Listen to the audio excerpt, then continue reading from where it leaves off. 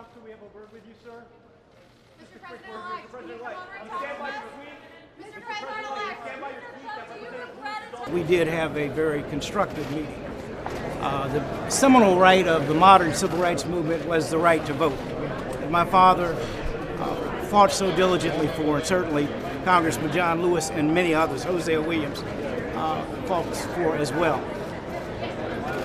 It is very clear that the system is not working at its maximum. And through an op-ed that you may have seen, we provided at least a solution to begin to address a broken voting system. That was the dialogue, most of the dialogue that we talked about constructively. We believe we've provided a solution that at least will give everyone an ID. In the heat of emotion, a lot of things get said on both sides. And I think that at some point, I am, as John Lewis and many others are, a bridge builder. The goal is to bring America together and Americans. We are a great nation, but we must become a greater nation.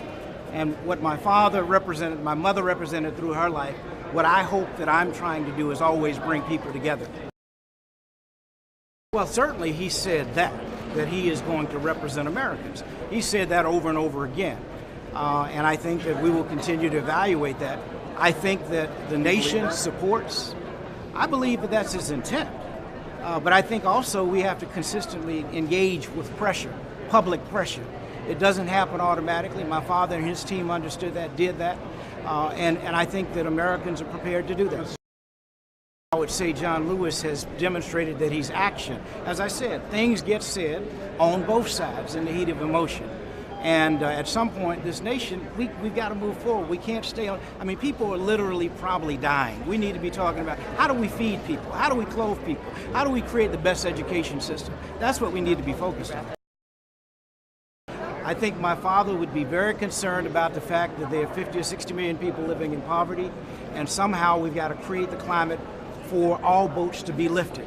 In America, with a multi-trillion-dollar economy, $20 trillion almost, it's insanity that we have poor people in this nation.